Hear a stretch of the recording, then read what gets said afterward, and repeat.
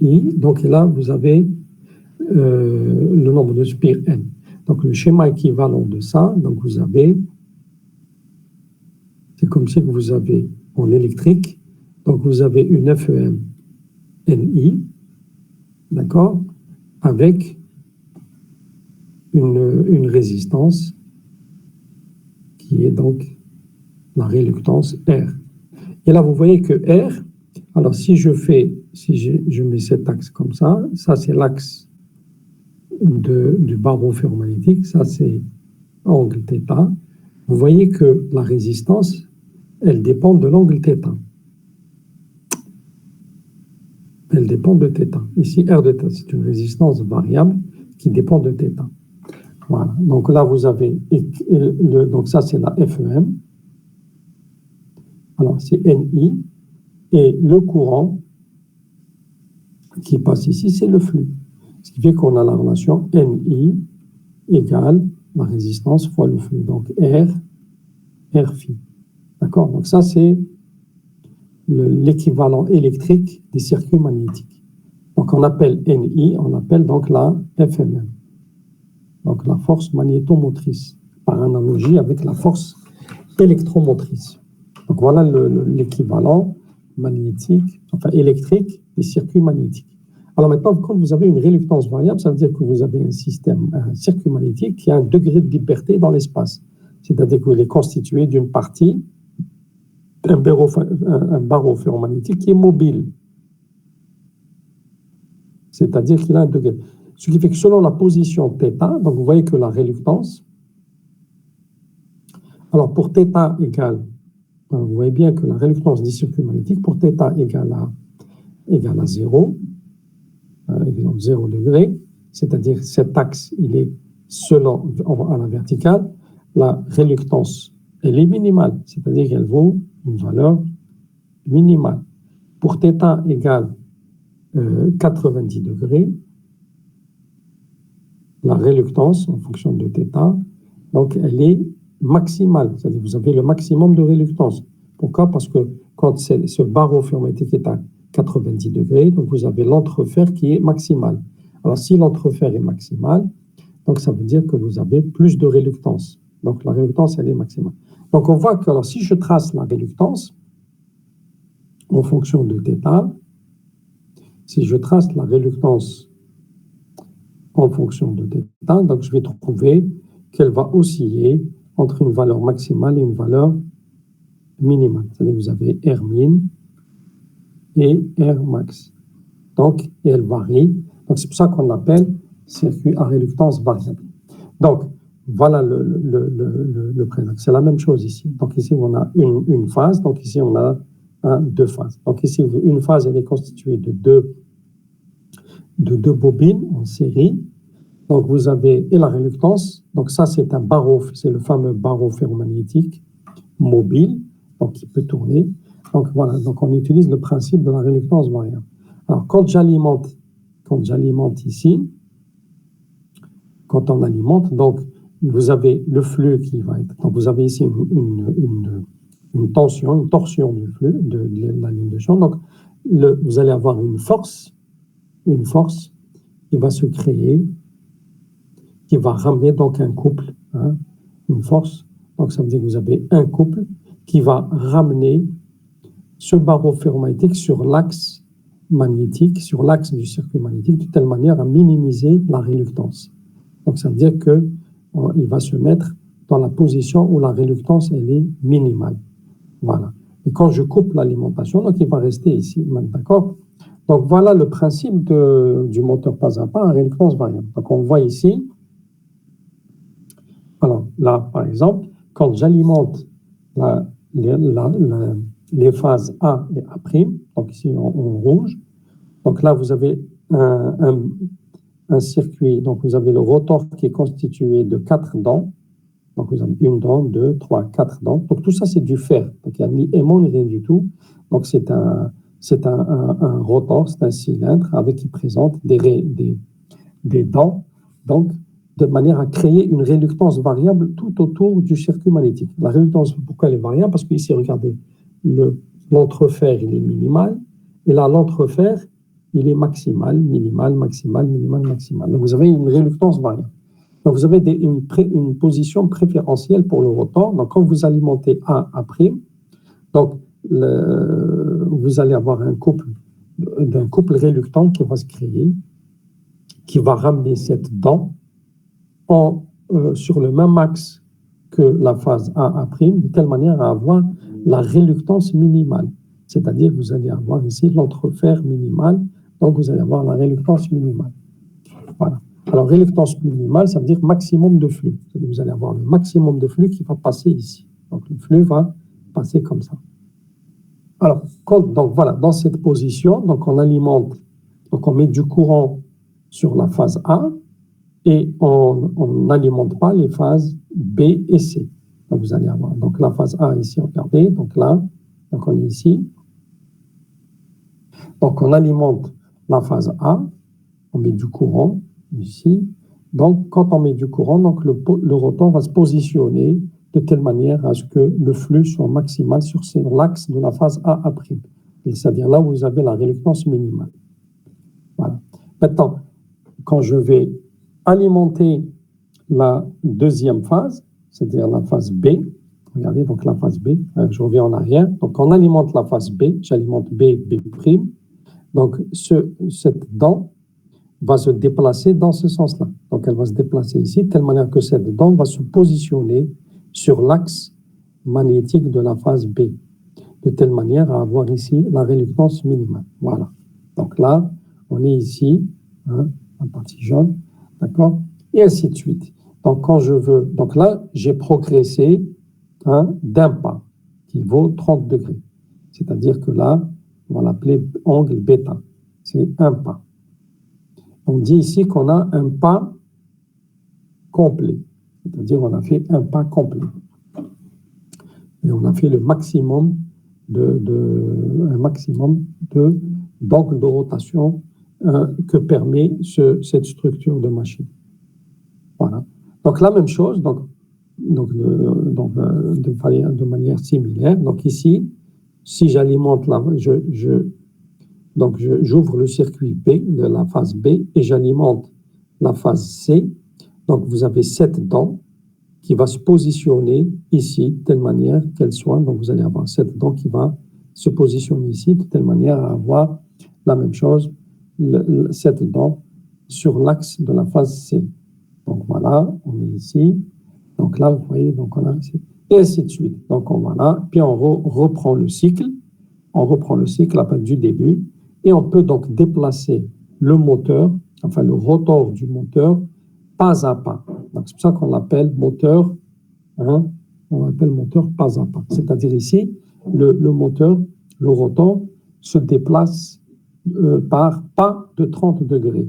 Alors, d'accord? Donc, selon l'alimentation des phases. Donc, j'alimente la phase A, d'accord? Je suis à cette position, puis après, j'alimente la phase B toute seule, puis après la phase C toute seule, puis je recommence le cycle. Donc, je peux faire un certain nombre de pas, autant le nombre de pas que je veux. Donc, voilà, ça, c'est le moteur. Alors là, on dit qu'on a un fonctionnement à un pas, ou un pas complet. D'accord? Maintenant, il y a une autre possibilité, c'est de faire un demi-pas. Au lieu de faire un pas de 30 degrés, je peux faire un pas de 15 degrés. Alors là, c'est facile à comprendre. Là, au lieu d'alimenter une phase à la fois, je vais alimenter deux phases à la fois. Alors, regardez ici, je suis à la position initiale. Donc, ici, θ égale 0, où j'alimente la phase A'. Donc, vous allez avoir cette dent qui est, d'accord, alignée sur l'axe de la phase A, de telle manière à ce que vous avez la réluctance minimale. La phase A, elle est alimentée. Maintenant, regardez bien, si je garde la phase A alimentée et j'alimente la phase B, donc je vais passer ici. Donc, vous allez avoir cette dent, d'accord? Donc, ou bien cette, d'accord? Donc, vous allez avoir deux. Donc, le flux va passer par B et par A. Donc, il va y avoir une position du rotor qui va satisfaire, qui va réduire la réluctance de la phase A et de la phase B en même temps. Donc, vous allez avoir une position intermédiaire qui sera entre les deux, c'est-à-dire à 15 degrés. Au lieu que le rotor tourne complètement de là à là, c'est-à-dire de 15 degrés, de 30 degrés, il va se positionner au milieu. Donc, voilà. Donc là, donc la phase B, elle va venir, donc cette dent va venir à la moitié, donc elle va se déplacer ici, et la phase A va se déplacer, et cette dent va se déplacer ici. Voilà. Donc, on a ici un compromis entre les deux phases. C'est-à-dire que là, vous avez le flux qui va faire ça. Donc, vous allez avoir un flux qui va faire ça. Donc, la phase A et B vont créer un flux qui vont se rejoindre ici. C'est-à-dire le flux dans la phase A, il va faire. Donc, je vais dessiner le flux pour que vous puissiez mieux voir avec une couleur verte. Voilà. Donc, le flux de la phase A et la phase B, ça va se refermer comme ça. D'accord? Donc, le flux va faire ça. Voilà. Voilà. Donc, les flux vont se refermer ici. Normalement, c'est à l'intérieur, c'est pas ici. D'accord? Donc, les flux vont se refermer comme ça. Voilà. Donc là, vous avez un minimum de réductance quand le rotor est positionné dans cette position. C'est-à-dire que là, on a déplacé le rotor. Vous voyez bien qu'on a déplacé le rotor de 15, d'une position de 15 degrés. Voilà. Voilà. D'accord? Donc, voilà le principe. Donc, la même chose. Alors, je vais, donc, je passe. Alors, je suis passé ici, donc 15 degrés. Donc là, la même chose. Donc, quand je suis à cette position, en alimentant A et B, maintenant, pour faire encore 15 degrés, qu'est-ce que je fais? Je coupe l'alimentation sur A', de telle manière que, et je garde B. Si je garde B, donc là, cette dent va se déplacer dans ce sens-là pour être alignée sur BB'. Donc, je vais faire encore 15 degrés. Voilà, donc là, hop, 15 degrés. B. Donc là, la phase B. Maintenant, si je veux déplacer encore de 15 degrés, donc je vais alimenter CC'. Donc, cette dent va se positionner ici. Voilà, pardon. Voilà. Donc, elle va se positionner ici. Donc, je vais en faire 15 degrés. Et puis après, je vais couper la face B et je vais garder la face C. Si je garde uniquement la face C, donc cette dent va encore se positionner sur l'axe de la face C. Et ainsi de suite. Voilà. Donc là, alors je la refais. Voilà, je la refais à demi-pas. Donc on est là. Donc là, attention, ça va tourner dans ce sens-là. Voilà, donc là, alors je vais effacer ça. Ça va fausser. Ça ne fausse pas.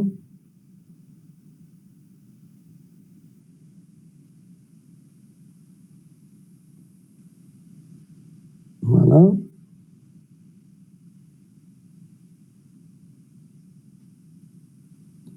Alors, voilà. Donc là, on recommence.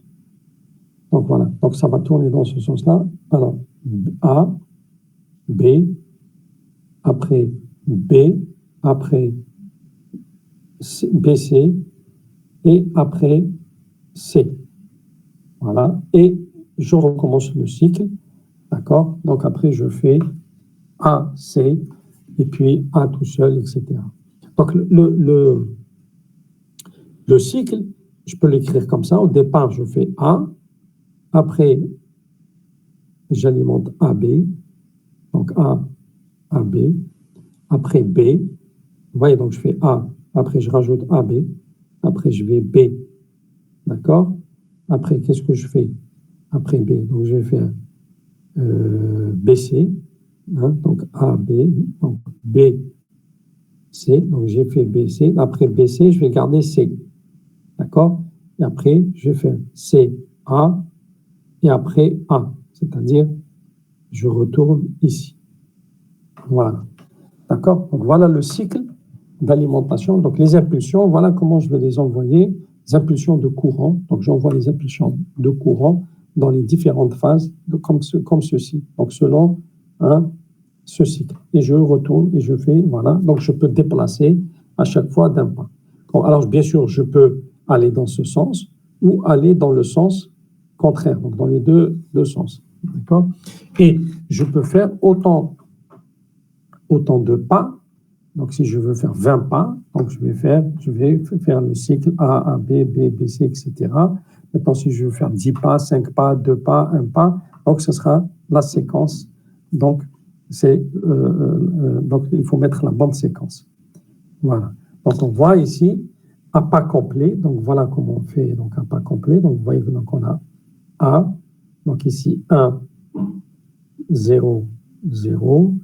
Alors, bien sûr, un pas complet. Donc, bien sûr, 1. Donc là, j'ai mis pour une fréquence 1, 0, 0. Et là, vous voyez donc 0, 1, 0. Donc voilà, je mets 0, 1, 0 dans A, B, C. Et là, donc 0, 1, 0, la même chose.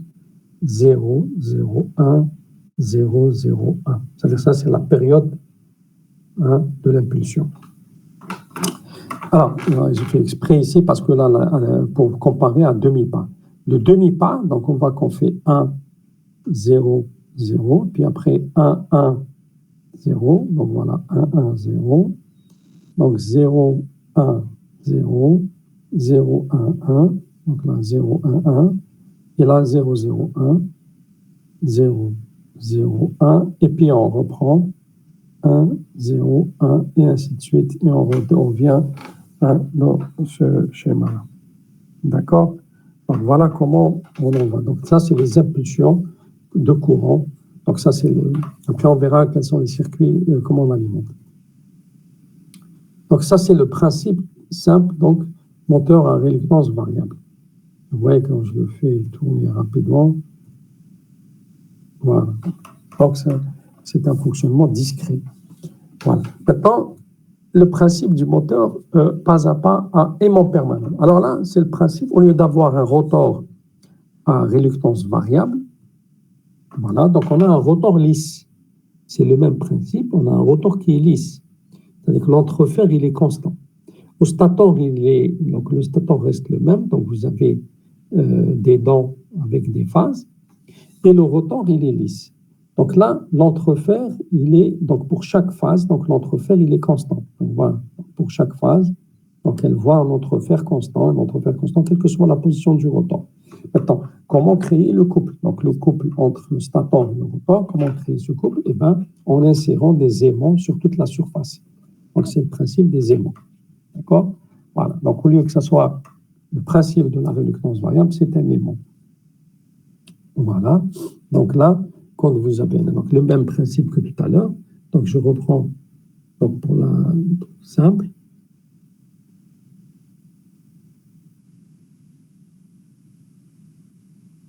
Voilà, ça c'est un circuit magnétique. Et là,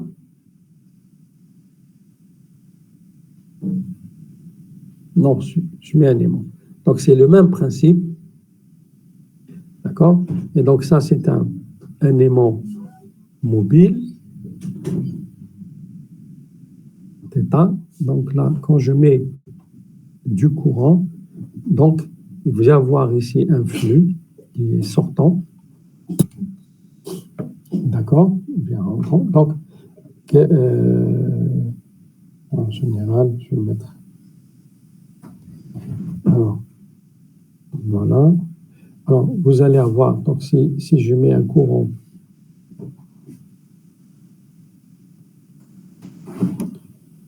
voilà, on voit mieux. Alors, je change. Donc, nord, sud, voilà. Donc là, le flux, si je mets un courant ici, alors, le flux va passer comme ça. Il va sortir, donc la même chose, il va traverser. Voilà. Et donc là, vous avez, il sort par là. Donc il sort, d'accord? Donc il va rentrer par là, donc c'est un pôle nord, et il rentre par là, donc c'est un pôle sud, d'accord? Donc le pôle nord que j'ai créé ici en alimentant l'électroaimant, donc ce nord va attirer ce sud, donc vous allez avoir un couple qui va déplacer. Donc le nord attire le sud et le sud attire le nord. Donc vous allez avoir un positionnement. Donc, voilà le principe très simple du moteur. Donc c'est le même principe que le moteur. On exploite la réluctance variable, couple réluctant. Là, on exploite l'interaction entre deux aimants. Donc ici, on a deux aimants. Donc nord-sud, nord-sud. Voilà. Donc c'est ça le principe du moteur pas à pas à aimant. Alors, donc là, le même principe. Donc, voilà. Donc ici, j'alimente la phase A et la phase C. Donc ici, vous allez avoir le nord qui va se caler avec le sud. Alors, bien sûr, le sens des courants est très important. Donc je mets ici, regardez. Si je mets les courants rentrants, et là, je mets dans ce sens-là. Donc, le sens du bobinage, il est comme ça. Donc là, vous voyez le sens du bobinage. Donc là, ça rentre par là, par là. Donc, si vous voyez la règle des trois doigts, donc le courant, donc il rentre par là. Donc, le flux, il rentre ici. Donc, vous avez un pôle sud. Donc, j'ai créé un pôle sud selon le signe du courant et le sens du bobinage. Donc, vous n'oubliez pas la règle des trois doigts. Ici, voilà. D'accord? Donc, si je fais le courant comme ça, voilà. Donc, si je fais dans ce sens-là, donc ça veut dire que le flux, il passe par là. Il est comme ça. D'accord? Donc, le flux, il est dans ce sens-là. Si le courant, il est dans ce sens-là. Donc, c'est ce que j'ai mis ici. Donc, ce qui fait que vous avez le courant, le flux rentrant. Donc, vous avez ici un pôle sud. Voilà. Donc, ici, vous avez un pôle sud. La même chose ici. D'accord? Puisque là, j'ai nord-nord. Donc, il faut que je crée un pôle sud. Donc, le courant, regardez, il traverse par là le courant. Donc, il fait ça. Donc, le courant, voilà, il tourne, il vient par là, il tourne par là, donc il subit, voilà, voilà le sens du courant. C'est pas vrai.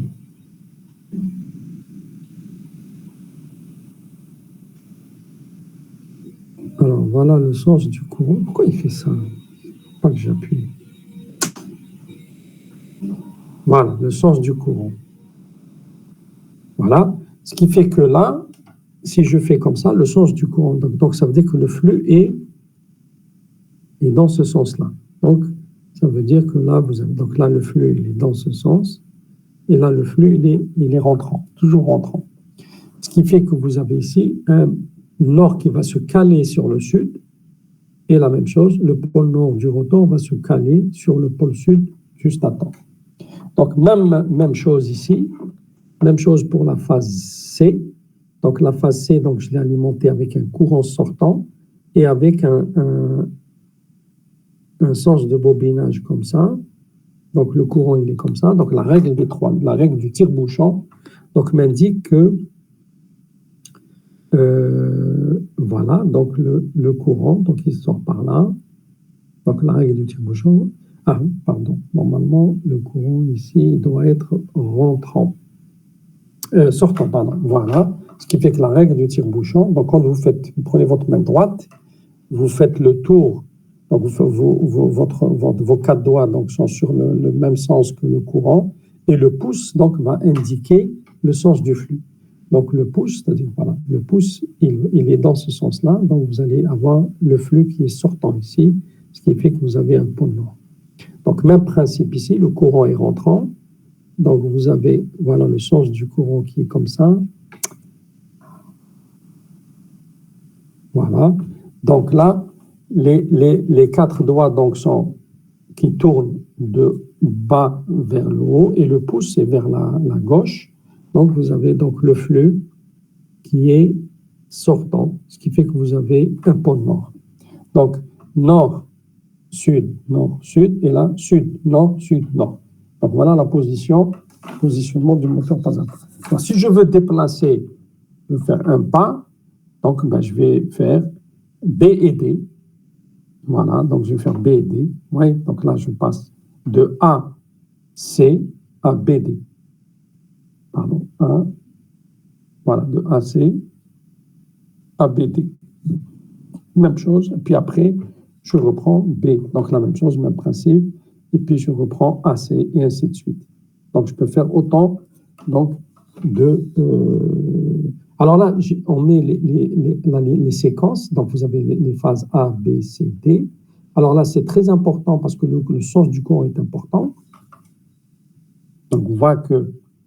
Alors ici, qu'est-ce que j'ai fait? Donc j'ai fait A, après B et D.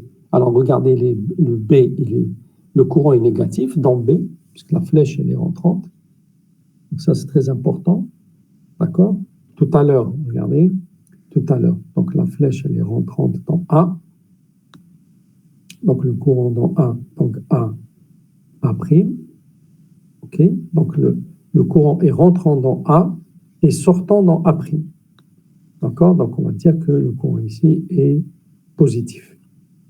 Puis et dans C, d'accord, C, le courant est sortant. Donc on va dire qu'il est négatif. D'accord? On va dire qu'il aura un sens négatif. Donc c'est très important. Donc regardez. Donc en A, je rentre le courant dans la phase A. Donc il rentre par là, il sort par là. Et dans la phase C, c'est le sens contraire. Donc je fais sortir le courant par C et je le fais rentrer par C'. Donc ça veut dire qu'on va avoir le courant négatif. Et ainsi de suite. Donc voilà. Donc la première séquence pour avoir j'ai mis alors A positif, très bien, et C c'est dans l'autre sens, d'accord, voilà, quand je fais ce bobinage là. Donc la première séquence, donc vous voyez qu'on a A pour avoir 0, alors normalement ici je dois mettre moins 1. D'accord? Donc A, B, C. Donc A, B, C. D'accord? Ça, c'est pour avoir 0 degré. Alors, le pas, je n'ai pas parlé tout à l'heure, le pas. Alors, le pas, il est ici parce que vous avez ici, donc, dans ce cas, dans ce moteur, vous avez 1, 2, 3, 4 pôles au niveau du rotor. Donc, la rotation, elle se fait tous les 45 degrés. D'accord? Donc, le pas, c'est 45 degrés. Donc là, pour être à 0, donc je mets un courant plus dans la phase A, un courant B, donc 0 dans la phase B, donc A et C, B et D, mais 0. Donc plus, normalement ici c'est moins. En fait, moins ou plus, ça dépend le sens du bobinage. Hein. C'est pas. Alors regardez, si je bobine différemment, donc si je bobine différemment, je peux mettre rentrant. C'est-à-dire si je bobine comme ça. D'accord? Au lieu que ça soit comme ça. Donc voilà le C. Pas qu'il y ait une confusion. Hein. Voilà, donc je reprends ici.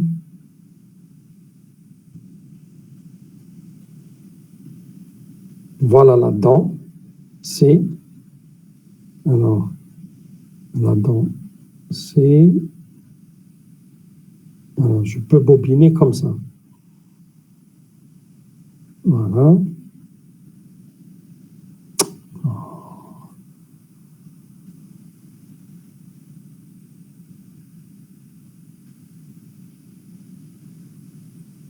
Voilà. C'est-à-dire, je vais bobiner. Je mets un courant comme ça.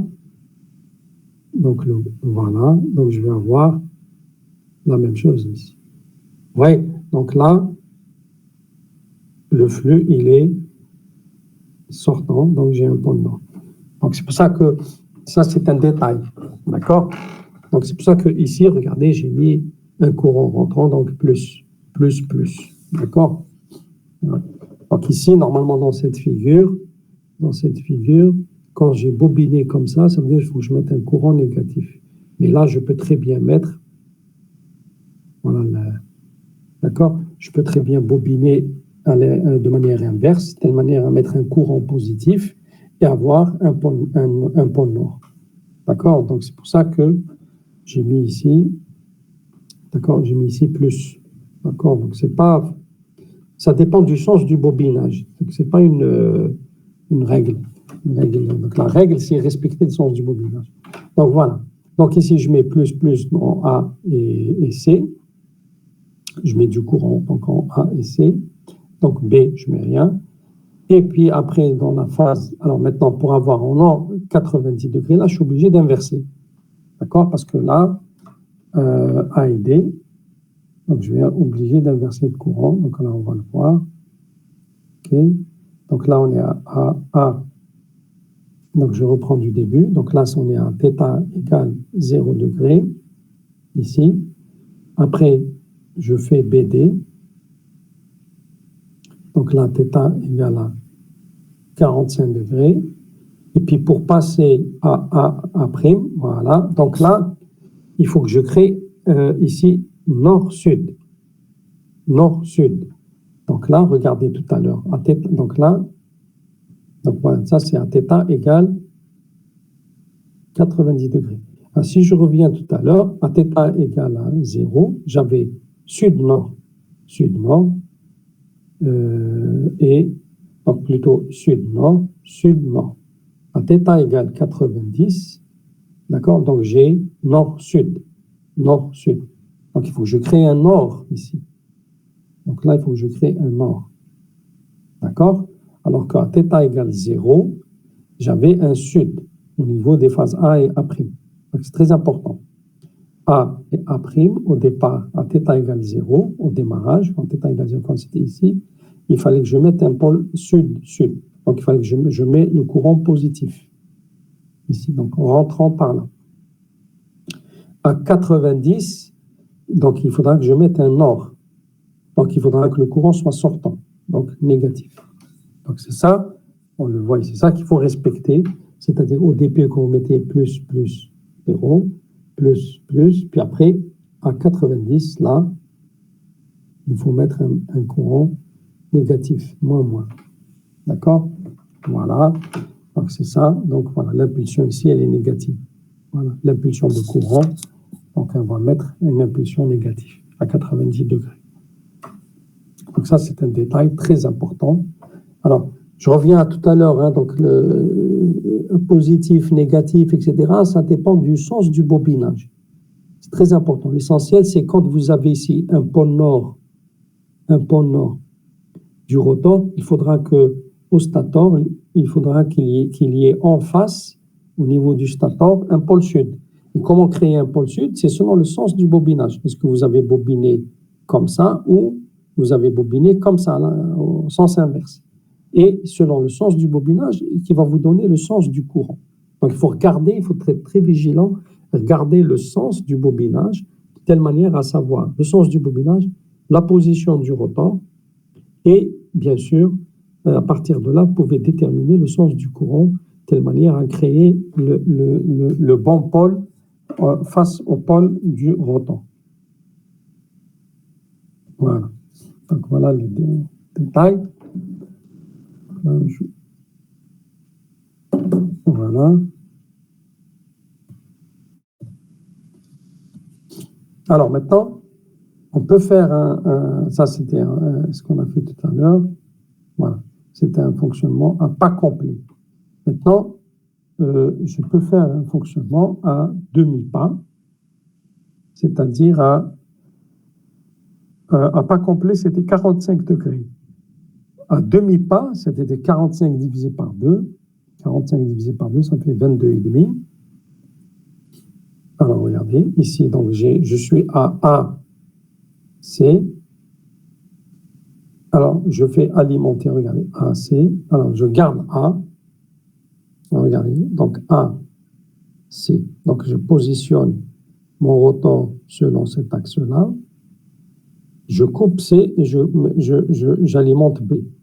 Donc, je vais placer, donc finalement, si j'alimente, je garde A et j'alimente B. Donc, le pôle, je vais créer un deuxième pôle sud. Regardez ici, j'ai un pôle sud ici, un pôle sud, un pôle sud, un pôle. Donc, regardez ici. J'ai un pôle sud face à un pôle nord. Alors, qu'est-ce que je fais? Donc, je vais couper celui-là et je vais créer un pôle sud ici et un pôle sud ici. Ce qui fait que ce pôle nord va être attiré par deux pôles sud. Donc, il va se positionner entre les deux. Voilà. Vous voyez, donc ce pôle nord va être attiré par les deux pôles. Donc, qu'est-ce que les deux pôles sud?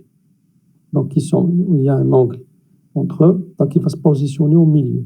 Ce qui fait qu'on a fait déplacer le rotor. On a déplacé le rotor d'un demi-pas, c'est-à-dire de 22 et demi. Donc, en 22 degrés et demi. Donc, la même chose. Qu'est-ce que je fais maintenant pour le déplacer encore? Donc, alors pour déplacer encore, qu'est-ce que je vais faire? Donc, je vais couper donc le A et alimenter le D. Parce qu'il faut passer, donc on a fait A, C, après A, B, après BD. Voilà. Donc, BD, donc regardez, A, B, après D. Donc, si je coupe A, je vais alimenter D, donc je vais créer un pôle nord ici, donc S va être ici. S va se caler ici. Voilà, donc le S avec le pôle nord et le N avec le pôle sud du stator. Donc voilà le deuxième pas. Le troisième, après, BD. Alors, pour que je puisse avoir, donc je vais faire BC, je vais créer un pôle sud ici, etc. Donc voilà. Donc voilà la séquence, donc plus, 0, plus, 0, 0, etc. Donc voilà les séquences pour faire un demi-pas. Donc je commence par AC, après on a dit, alors AC, alors AC, puis après AB, donc AB, puis après BD, voilà la séquence, d'accord? Alors AC, AB, après BD, après CD, normalement c'est alors AC, AB, BD, après BC, voilà, après AC, et ainsi de suite. D'accord? Voilà, donc alors, B, ABC, AB, BD, BC, AB. Donc, on fait comme ça, un demi-pas, un demi-pas, un demi-pas. Voilà. Donc, ça, c'est le déplacement à demi-pas pour le moteur pas à pas. Donc, on a vu dans les deux cas, donc on peut avoir un déplacement dans les deux cas, moteur à aimant permanent, moteur à réluctance variable. Donc, on peut avoir un pas complet à demi-pas. Donc, ça nous donne hein, la résolution. Donc là, on peut définir ce qu'on appelle la résolution. La résolution du moteur pas à pas, qu'est-ce que c'est? C'est le nombre de pas par tour. C'est-à-dire, si j'ai un tour, c'est 360 degrés, alors divisé par l'angle qui correspond au pas. Dans le cas d'un pas complet, par exemple, dans le cas tout à l'heure du moteur en réluctance variable, dans le cas du pas complet, si j'ai bêta égale 15 degrés, ça veut dire que la résolution R, c'est 360 divisé par 15. Ça veut dire 360 divisé par 15, normalement, c'est 12 pas. Non, c'est 36 pas par tour. Non, 12 pas, 12 pas. Donc, fois 2. Voilà, donc c'est. Alors, qu'est-ce que je dis? Alors.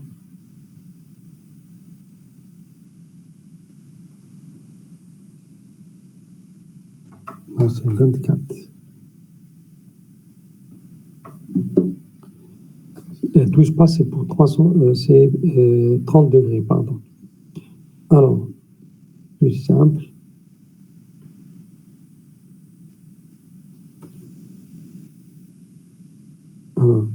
c'est pas complet.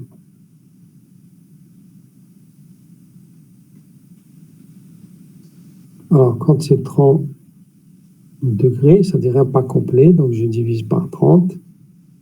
Voilà, donc là, j'ai 12 pas. J'ai 12 pas par tour. Quand bêta donc égale un demi-pas, c'est-à-dire je fais un demi-pas, 15 degrés, donc ça c'est moteur à réluctance variable. Donc là, la résolution, la même chose, 360 sur 15 degrés. Donc ça veut dire que j'ai 24 pas par tour. 24 pas par tour.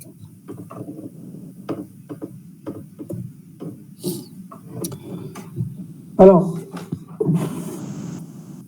là,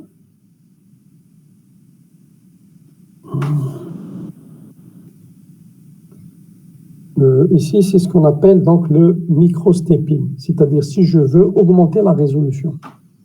Donc, augmenter la résolution, c'est-à-dire c'est réduire l'angle bêta, c'est-à-dire l'angle bêta, hein, d'accord, si je veux le réduire, hein, au lieu d'avoir 15 degrés, etc., donc je peux le réduire. Alors, comment on fait? Bon, donc ça c'est moteur pas à pas, donc ça je mets les aimants, nord-sud. Donc ça c'est le rotor. Je vais vous expliquer le principe. Donc ça c'est la phase A. Donc là c'est la phase A. Imaginez que j'ai deux phases A et B. Donc ça c'est la phase A et ça c'est la phase B. Alors comment on fait? Alors dans cette position, j'alimente la phase A avec un maximum de courant. C'est-à-dire le courant ici. Donc ça c'est le courant dans l'impulsion dans la phase A. Donc je mets une impulsion d'amplitude variable.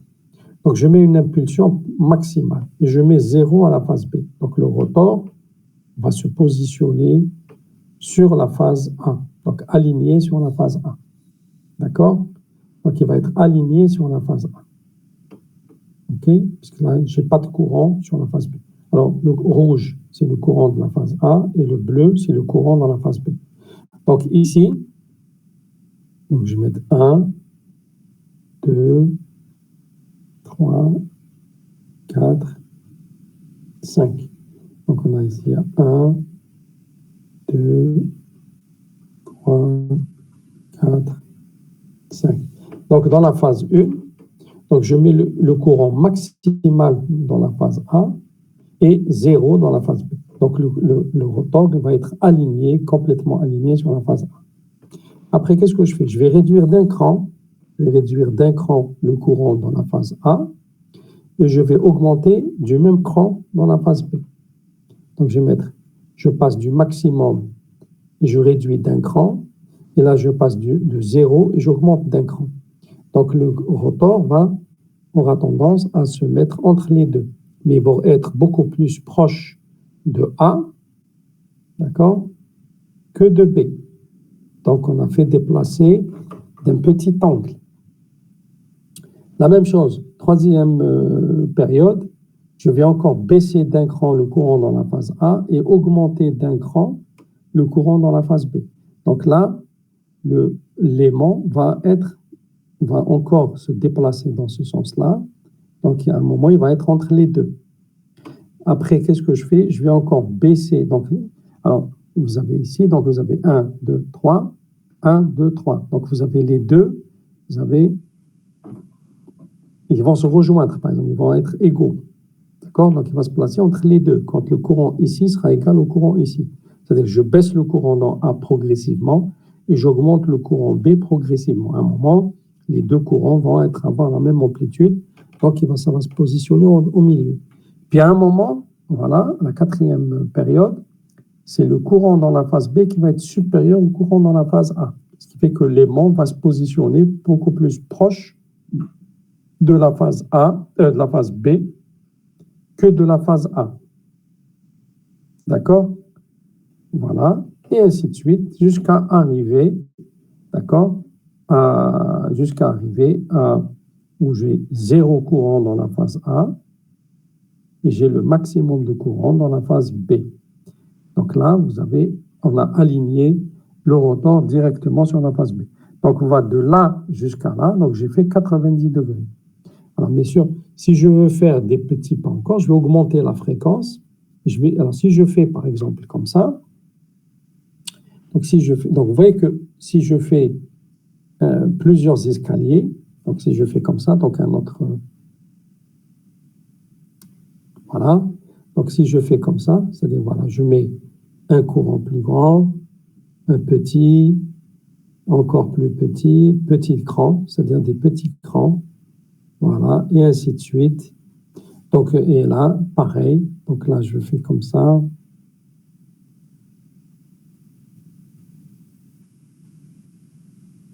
Donc, vous voyez que si je réduis donc la taille donc, du cran, donc je peux réduire l'angle de déplacement. Donc, je peux réduire le pas.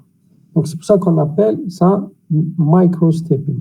Donc, ça veut dire on peut faire du stepping, ça veut dire du pas à pas, hein, avec un angle aussi petit que possible. Voilà. Donc, ça, c'est la technique du micro-stepping. Donc, ça permet d'augmenter, de réduire l'angle du pas et donc d'augmenter la résolution. Donc, il suffit d'alimenter les phases par des courants qui ont cette forme-là. Je schématise. Donc, c'est des courants qui ont cette forme. Oh, c'est pas vrai.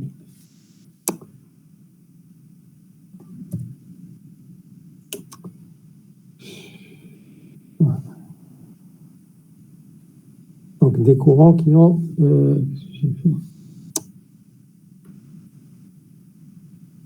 Donc, qui ont cette forme-là.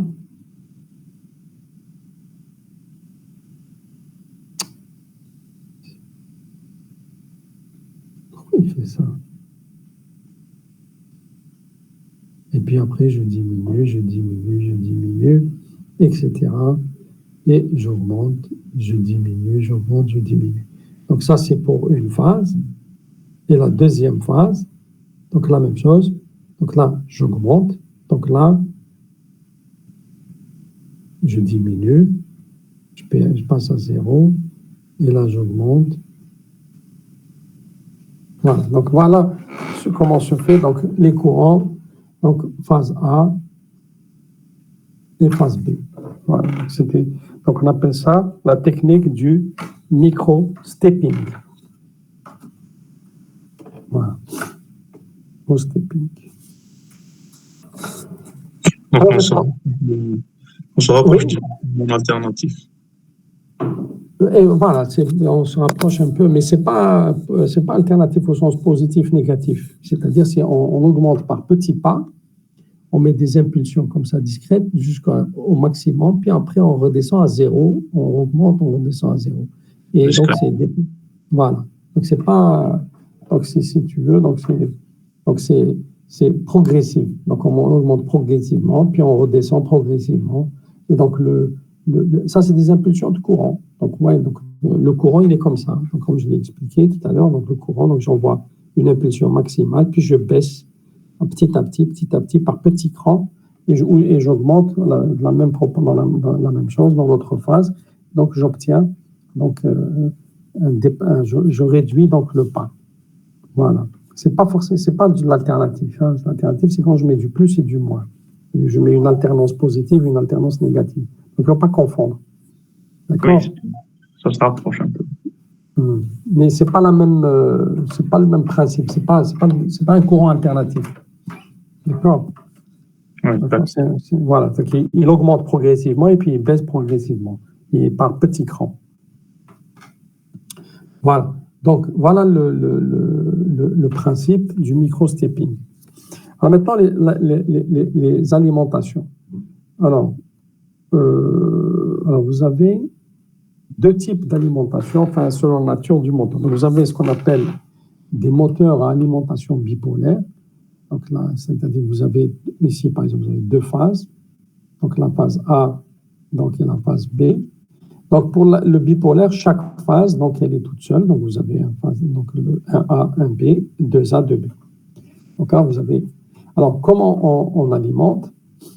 Alors le principe, on a vu tout à l'heure que pour le moteur pas à pas, donc c'est important de mettre il y a un moment où il faut mettre un courant positif, et un moment où il faut mettre un courant négatif. Donc c'est pour ça qu'il faut, qu'on dit qu'on a une alimentation donc bipolaire, c'est-à-dire il faut inverser le sens, hein, donc on inverse le sens du courant. Alors quand vous avez donc chaque phase est constituée d'une seule bobine. Chaque phase est constituée ici d'une seule bobine. Alors maintenant, voilà l'alimentation qui va vous créer l'impulsion de courant. Donc l'alimentation, c'est une alimentation en courant, en tension, qui va donc envoyer l'impulsion de courant. Donc vous avez ici un commutateur qui permet de commuter le courant sur la phase A, et ici le deuxième commutateur qui permet de commuter le courant sur la phase B. Alors par exemple, si je veux faire circuler le courant dans ce sens-là, donc qu'est-ce que je fais? Donc je vais fermer, donc je vais actionner ce commutateur, donc je vais avoir ici comme ça, voilà, et comme ça. Ce qui fait que le courant, il va faire ça, donc il sort d'alimentation, il va faire ça, il traverse la bobine, et il revient vers le pôle moins. Donc il sort du pôle plus, la borne plus, l'alimentation, il passe par là, donc cet interrupteur, voilà, donc il a deux positions, soit il est ici ou bien ici, donc là, il va faire ça dans un sens et il retourne. Donc là, la même chose ici. Donc ça, si je veux tourner dans ce sens-là. Si je veux alimenter dans le sens inverse, c'est-à-dire le courant, je le mets comme ça. Donc là, donc le courant, il sort toujours par la borne plus. Voilà. Maintenant, si je veux lui faire un sens contraire, donc il faut que je passe par là. Il faut que je fasse ça. D'accord? Voilà. Donc il sort par la borne plus. Donc il faut commuter donc ce commutateur qui a deux positions. Donc je le commute ici.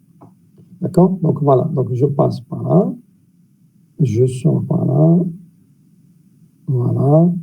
Et je dois faire le sens croisé ici pour revenir vers la borne moins. Voilà. Donc j'ai les deux positions, soit comme ça, parallèles ou croisées. Voilà. Donc même principe ici, pour la phase B. Donc, voilà. Donc vous avez moteur bipolaire. Donc ça, c'est quand vous avez un commutateur mécanique. Alors bien sûr, ce sont des moteurs qui sont alimentés avec des circuits électroniques de puissance. Voilà. Bon, là, j'ai oublié de mettre les diodes de roue libre. Alors, ça, c'est les diodes de roue libre. Hein.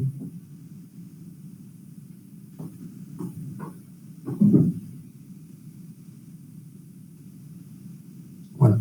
Donc ça, c'est 1A. Donc ça, c'est 1A, 1B, 2A, 2B. Alors, même principe.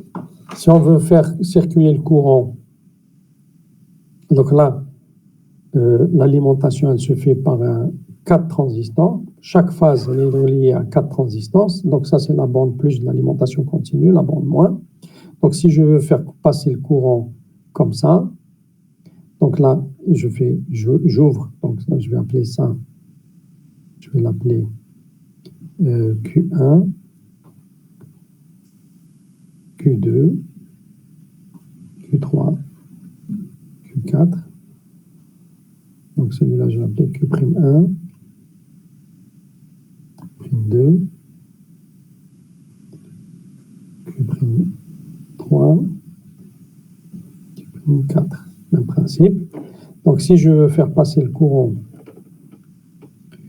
donc comme ça, donc il faut que voilà, ça veut dire que là, je dois fermer Q1 et Q3 pour faire passer le courant dans ce sens-là. C'est pour envoyer l'impulsion dans ce sens-là. Maintenant, si je veux faire passer le courant dans le sens inverse, comme ça, donc je dois, la même chose, donc le courant ici, il sort par là, donc je dois passer par Q2 et Q4. Voilà. Voilà, tout à l'heure, donc le courant, il passait par là, là, là, et il sort par là. D'accord. Donc la même chose pour la deuxième phase. Donc voilà comment se fait. C'est un montage électronique de puissance. On utilise 4 interrupteurs, 4 transistors par phase. Voilà. Donc ça, c'est ce qu'on appelle alimentation, moteur à alimentation bipolaire. Voilà. Alimentation bipolaire.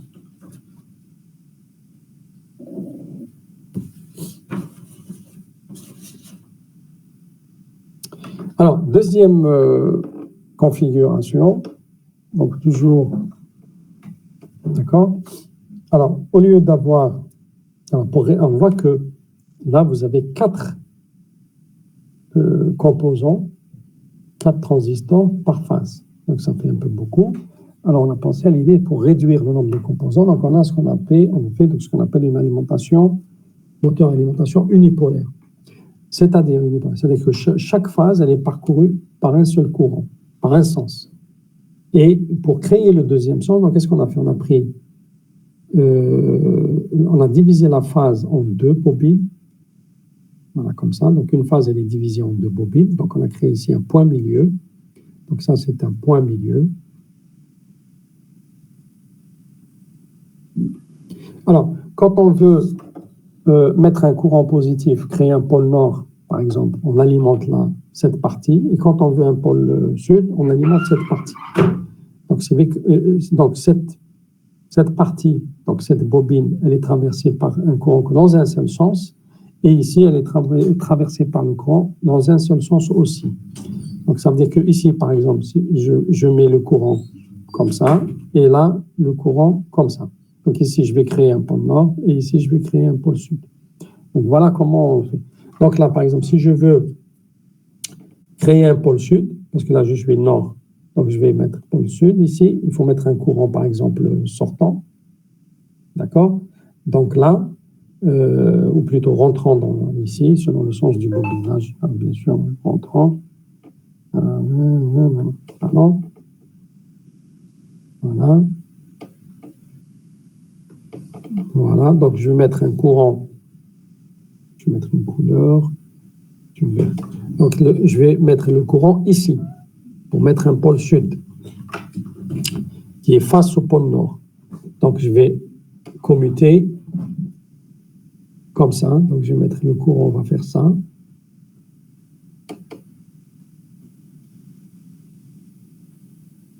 Voilà, donc il va faire ça. Voilà. Donc là, cette partie de la phase, donc la phase, elle est constituée de 2 bobines avec point milieu. Chaque phase est parcourue, elle est bobinée de telle manière que si elle est parcourue par un courant dans un seul sens, elle va créer la bonne polarité. Donc si je veux créer pôle sud face au pôle nord, donc je vais alimenter celui-là. Maintenant, si je veux créer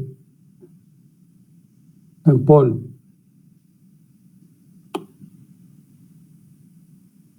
voilà.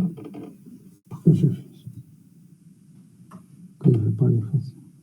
Voilà, d'accord. Pourquoi ça ne va pas s'effacer? Bizarre, ça. Pourquoi ça ne veut pas s'effacer? Bon. Donc, Donc, je vais mettre nord ici. On va faire autrement. Voilà. Si je veux créer ici un pôle, ici j'ai sud, et ici j'ai nord. On va faire tourner. Donc ici, pour que j'ai sud, donc il faut que j'ai un nord ici. Donc le nord ne peut être créé que par cette bobine. Donc il faudra que j'alimente cette bobine. Donc il faudra que je fasse ça. Je commute ici. Voilà. Donc le courant va faire ça. On va passer par là. Et voilà. Voilà. Vous voyez que le courant dans chaque bobine, il n'a qu'un seul sens, il n'a pas deux sens. C'est pour ça qu'on l'appelle alimentation unipolaire. Et chaque demi-bobine, c'est-à-dire chaque demi-bobine, a pour rôle donc de créer la polarité, donc soit sud, soit nord. Donc selon le sens du courant positif et négatif. D'accord? Et selon la polarité, bien sûr, et selon le bobinage. Pareil pour cette deuxième phase. Donc on voit ici, alors l'alimentation électronique, donc là, pareil, donc là, je mets la diode de roue libre.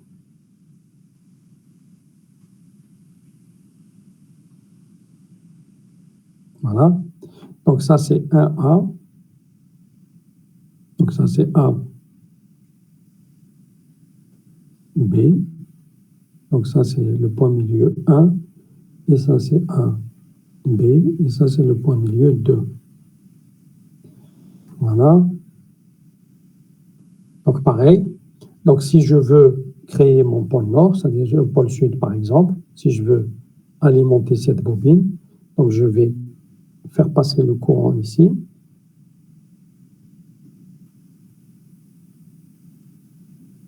Voilà.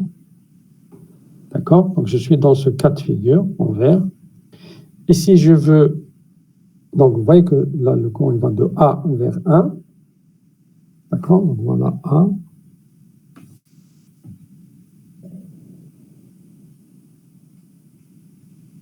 Voilà 1. Et voilà B. Donc le courant va de A vers 1. Donc de A vers 1. Et, d'accord, de B. Voilà, 1 vers B. 1 vers B. Donc j'ai fait, tac. Voilà. B vers 1. Oui. B vers 1. Alors, donc ça avait ce sens-là. Et là, si je veux faire passer le courant dans ce sens-là, donc dans cette phase-là, donc alors, je vais faire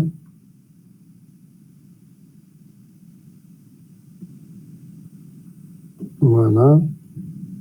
Donc le courant va passer ici. D'accord? Bon, 1 vers B. Alors bien sûr, c'est pas la même. Alors 1 vers B, c'est le sens du bobinage qui va me créer la polarité. Hein? D'accord? Donc c'est pas comme dans cette cas de figure, c'est 1 vers B.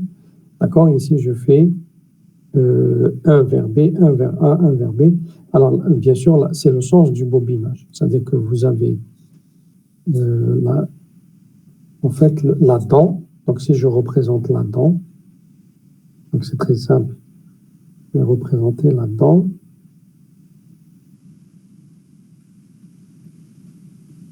Alors, je vais agrandir la dent. Là, c'est le stator. D'accord? Voilà la dent. Donc, la dent, elle est constituée de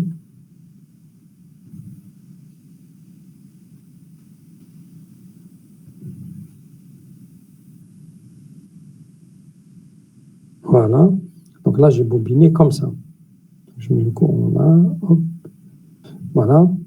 La deuxième, le courant va passer de A. Alors, dans le même sens. Alors, 1 vers A. 1 vers A et 1 vers B. Alors, si je fais passer le courant, donc là, donc le plus, je l'ai mis sur 1. Alors, normalement, le courant, je dois le faire.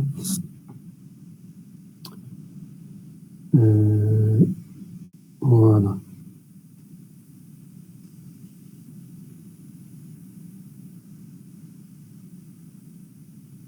Oh.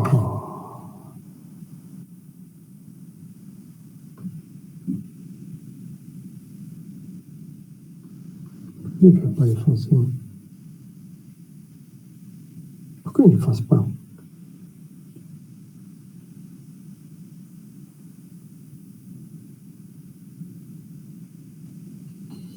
Bon.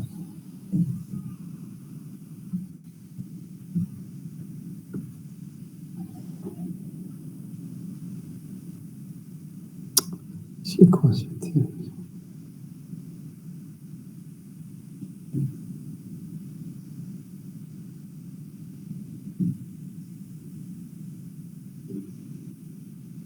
Voilà, donc on a fait le tour comme ça.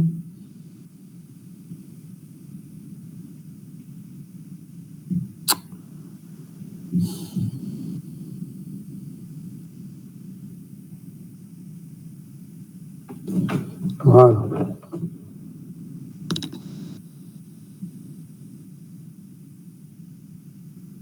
Donc ça c'est A.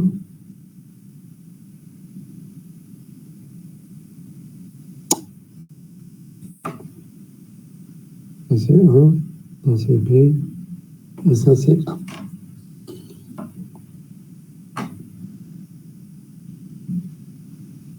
Voilà. Alors maintenant, si je veux faire, alors tout à l'heure, donc ça c'est la dent. Vous voyez que la dent elle est constituée de 2 demi-bobines. Voilà. Je ne sais pas si vous arrivez à voir. Vous avez compris, voilà, ça c'est le stator. Donc une partie du stator, donc ça c'est la dent du stator. Donc là, pour la partie verte, donc ça j'ai mis 1, donc je fais rentrer le courant par A, d'accord, et il sort par 1. Là plutôt il rentre par 1 et il sort par 1. Donc il fait ça. Il rentre par là et il fait ça. Il fait ça et il fait ça. D'accord, donc dans le sens, donc ça va créer un flux sortant. Voilà. Maintenant, la deuxième cas, si j'alimente comme ça, 1 vers B, 1 vers B, donc là, le courant va faire ça, il va perdre derrière, il remonte, il descend, donc par derrière, il redescend, par derrière, il redescend, par derrière, il descend, donc le flux donc, aura ce sens-là. Ça veut dire que le vert va me créer,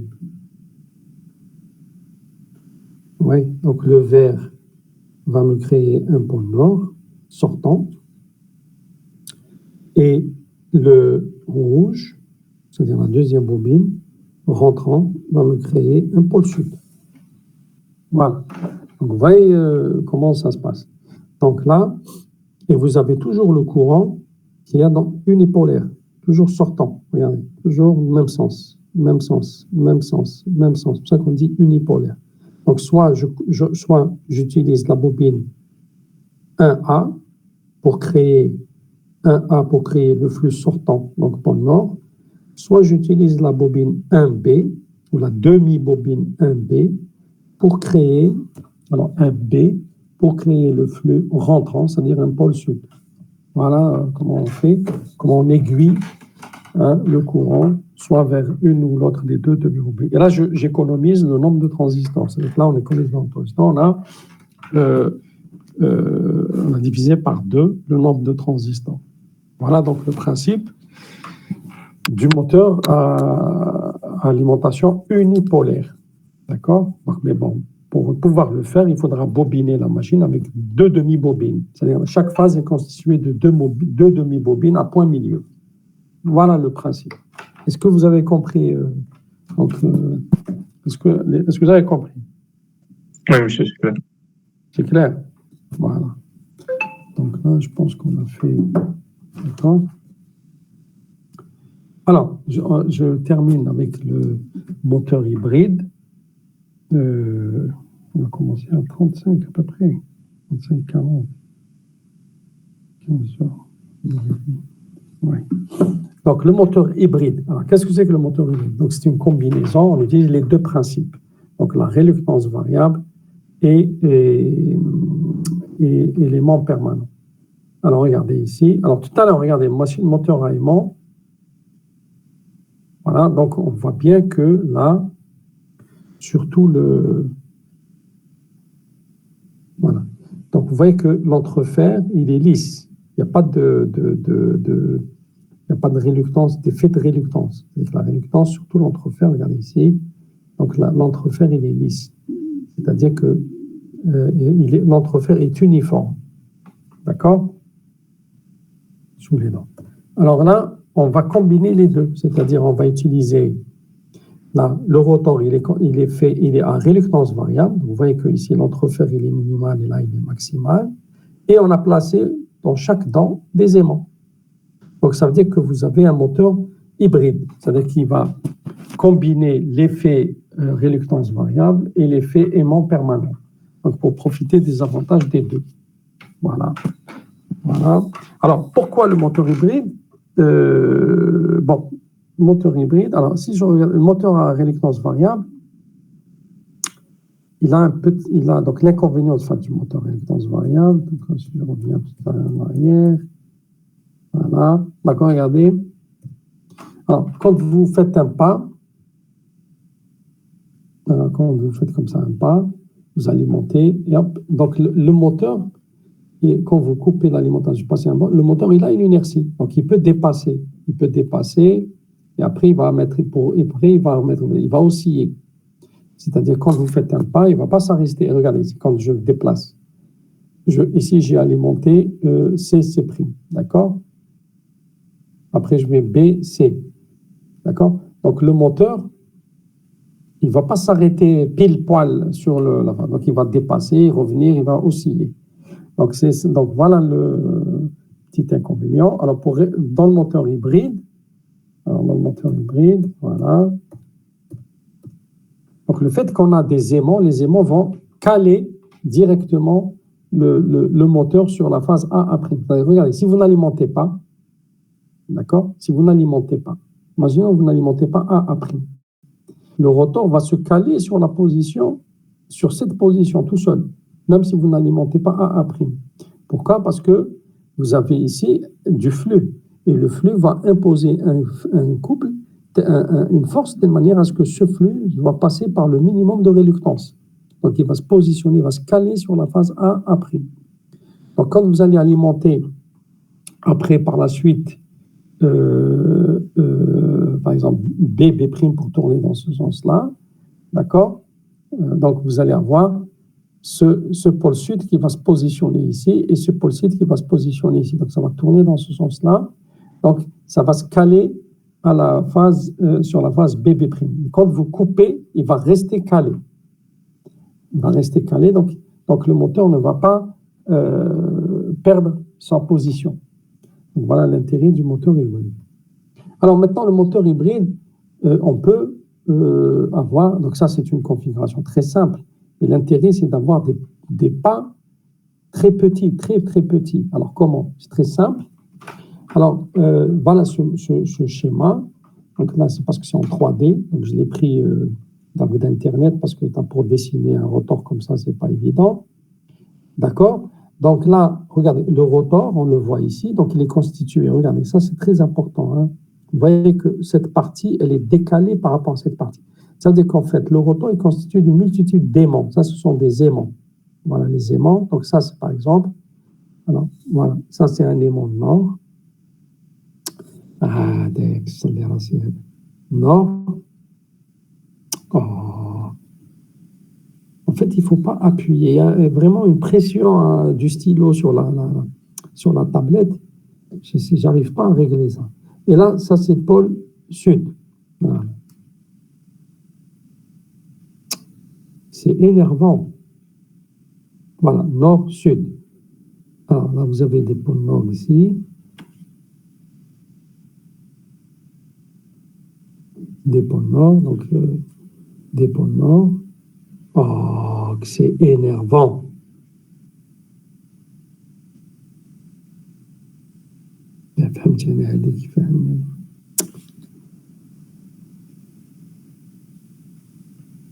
Voilà, pôle nord, pôle nord, pôle nord. Et là, sud, sud, sud, etc. Voilà. Alors, vous avez donc différents pôles nord et vous avez ici un grand pôle constitué par des petits pôles. Donc ici, c'est des pôles, des petits pôles, des micropôles. Ce qui fait que, regardez, par exemple, quand vous allez alimenter A, donc vous allez avoir ici pôle nord avec pôle nord, pôle nord avec pôle nord. Et le fait que vous avez ce décalage-là, donc là, vous allez avoir ces pôles vont se caler sur la phase B et ces pôles vont se caler sur la phase A. Donc après, on peut avoir des pas très très réduits. C'est-à-dire on peut avoir un pas. Alors, attendez, je crois que c'est mieux ici comme ça. Voilà, là, ça chez moi, il est encore meilleur. Voilà. Donc voilà les pôles nord et les pôles sud. D'accord? Donc ça, c'est les alimentations au niveau des. Donc ici, vous avez des dents. D'accord? Donc ça, ce sont les enroulements, windings, donc au niveau du stator. Et le rotor est constitué par deux ce qu'on appelle des stacks. Donc ça, c'est ce qu'on appelle un stack. D'accord? Donc un tambour constitué par une multitude de pôles nord et ici une multitude de pôles sud qui sont décalés. OK? De telle manière. Et vous avez ici donc des dents au niveau. Donc vous avez chaque grande dent présente des petites dents. C'est-à-dire vous avez ici un effet réluctant. Donc là, il y a un effet réluctant. Vous voyez que la réluctance, elle est variable. Et vous avez un effet aimant. Vous avez des aimants ici. Voilà. Donc vous avez les aimants nord qui vont interagir avec ces dents et les aimants sud aussi qui vont interagir avec ces dents. D'accord? Ce qui fait qu'on augmente le nombre de tout. Alors, par exemple, si vous avez moteur hybride. Alors ici, on a 1, 2, 3, 4, 5, 6, 7, 8. Donc ici, on a 8 pôles.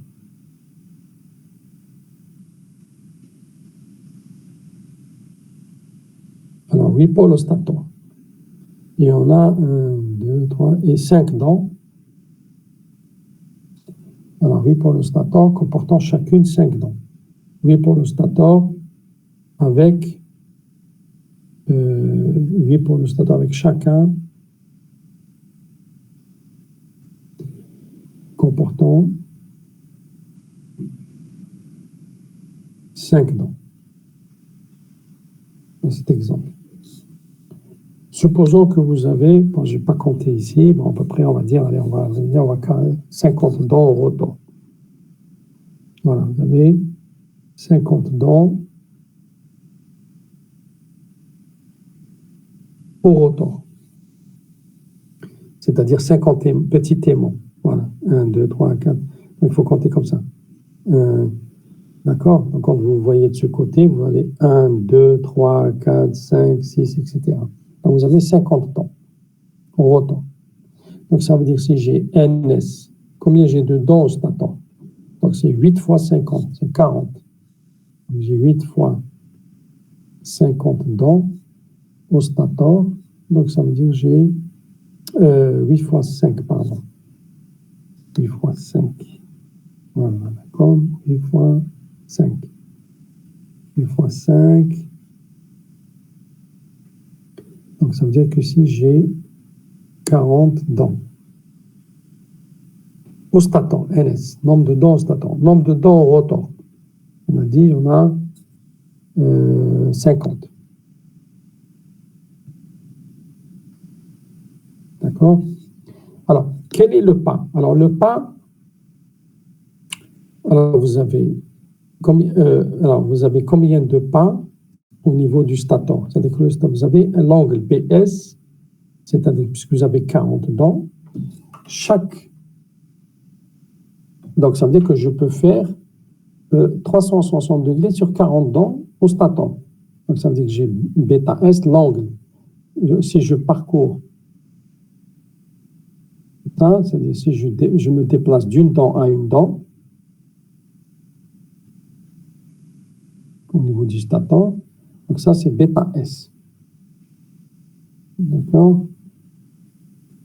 Voilà. C'est-à-dire d'une dent du stator à une dent du stator, donc ça veut dire que j'ai 360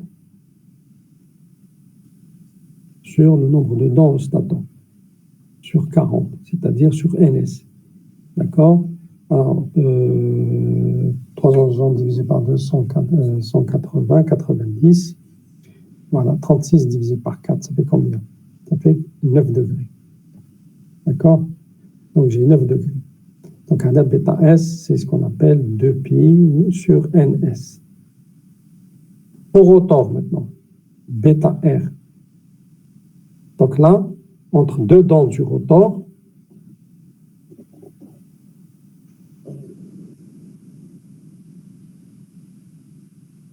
bêta R, donc c'est bêta S, donc je peux faire 2pi sur NR, c'est-à-dire 360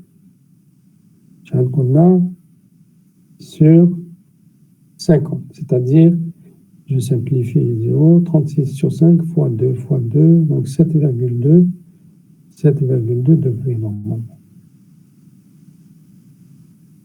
2 fois 36, 72 divisé par 7,2 degrés. Alors, donc j'ai combien de degrés de liberté? Je peux faire un déplacement d'une dent à une dent, donc par l'effet de réluctance, d'accord? D'une dent à une dent, au niveau du stator. Ça, c'est l'effet de réluctance. Donc j'ai bêta S, 9 degrés, et bêta R, 7,2. Donc, le pas que peut faire le moteur, en fait, c'est la différence entre ces deux angles. D'accord? Donc, c'est bêta S moins bêta R, c'est-à-dire 9 moins 7,2, c'est-à-dire je peux faire un pas de 1,8 degré.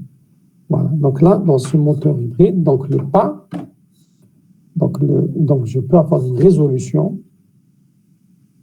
Donc, ça veut dire que là, j'ai bêta S moins bêta R, c'est-à-dire que bêta, c'est quoi? C'est 2pi sur NS moins 2pi sur NR, c'est-à-dire 2pi sur NR, voilà. Donc, NS moins NR. Alors, qu'est-ce qu'on a mis? Voilà, donc 2pi. Donc, c'est NR moins. Alors, 2pi sur NS. Voilà, donc c'est NR moins NS sur NS, NR moins NS, NR fois 2pi, c'est-à-dire fois 360 degrés. Bon, ici, on met en valeur absolue, bien sûr, parce qu'il faut qu'on ait un nombre positif, bêta. Donc, bêta, c'est NS. Alors ici, dans notre cas, c'est NS, ou la NS moins NR sur NS, NR multiplié par 360 degrés. Voilà. Donc ici, 50 moins 40 divisé par 40 fois 50, etc. Donc on a trouvé 1,8 degré. Donc le pas polaire, le pas dentaire, le pas, Donc, c'est 1,8 degrés. Donc, la résolution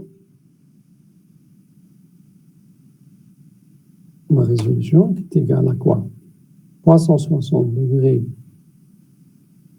sur 1,8, c'est combien? Alors, fois 2, ça fait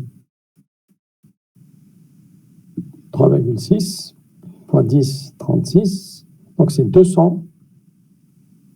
On peut faire 200 pas par tour.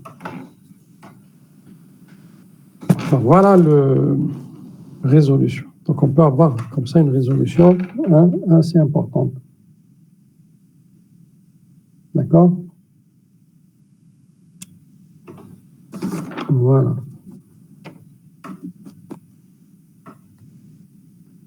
Bon, je crois qu'on a terminé aujourd'hui. Est-ce qu'il y a des questions? Je vais vous envoyer un exercice à faire pour la semaine prochaine, donc par mail. Donc, je vais l'envoyer au délégué qui va vous le transmettre. Voilà. D'accord. OK. Est-ce que c'est clair? Oui, c'était clair. Merci. Très bien. Donc, je vous enverrai, Inch'Allah, pour la semaine prochaine, je vous enverrai un exercice à faire.